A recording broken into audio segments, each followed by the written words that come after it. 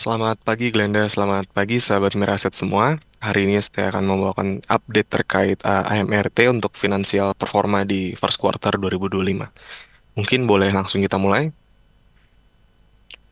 Ya, jadi Alfamart itu membukukan kemarin sekitar 32,8 triliun untuk Q1-nya. Itu mereka bisa mendapatkan dari kebanyakan dari segmennya yang paling besar kontribusi di Greater Area, di X Java sama di X Greater Area of Jakarta. Ini jadi mereka membukukan 32,8 triliun ini. Pertama memang lebih tinggi 11,8% secara tahunan. Jadi SSSD-nya sendiri mereka itu tumbuh sekarang masih di high single digit hingga ke low teens. Kalau misalkan kita melihat secara CAGR itu 5 tahun sekitar 12,4%. Untuk pendapatan revenue ini emang SSSD lebih terlihat lebih bagus dari daerah X Java dan juga Java X Greater Jakarta. Dari sini kita juga melihat bahwa dengan adanya mudik yang lebih sedikit di tahun ini dibandingkan tahun kemarin, pendapatan di daerah Jabodetabek pun juga bertambah sekitar 12%. Jadi terlihat SSSD naik dan juga kontribusi dari si Jabodetabek pun naik. Mungkin next. Untuk net profitnya sendiri itu mencatatkan sekitar 950 miliar atau 0,95 triliun. Ini kenaikan secara kuartalan itu sekitar 30,1 Q on Q dan juga 9,5% secara year on year. And yang kita bisa highlight di sini adalah net profit marginnya itu telah kembali ke 3%.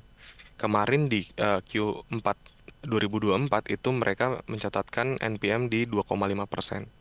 Kalau misalkan kita ngelihat penurunan NPM ini dikarenakan adanya one off yang kita lihat di supplies dan juga di utilities. Jadi ada one off di Q4 kemarin.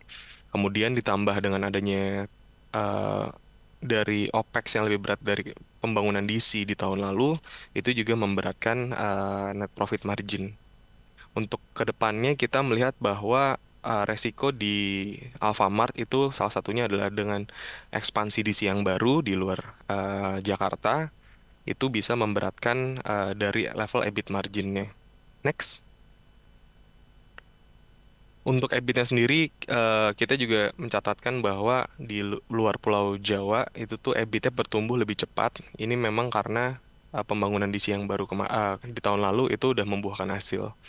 Kemudian juga EBIT-nya ini tumbuh tidak hanya dengan DC yang baru, namun ada efek dari salary yang lebih murah di daerah luar Pulau Jawa dan juga biaya rental yang lebih murah dibandingkan di Pulau Jawa.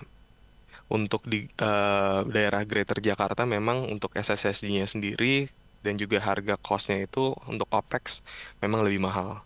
Next. Untuk operating cost-nya sendiri itu di 1Q25 ada salary spike memang untuk disbursement THR sekitar kalau misalkan kita ngelihat itu tuh salary naik jadi 10,2% percentage of sales. Itu kenaikan secara kuartalan 0,7 percentage point atau 0,1 percentage point secara tahunan. Jadi memang ini adalah one off juga.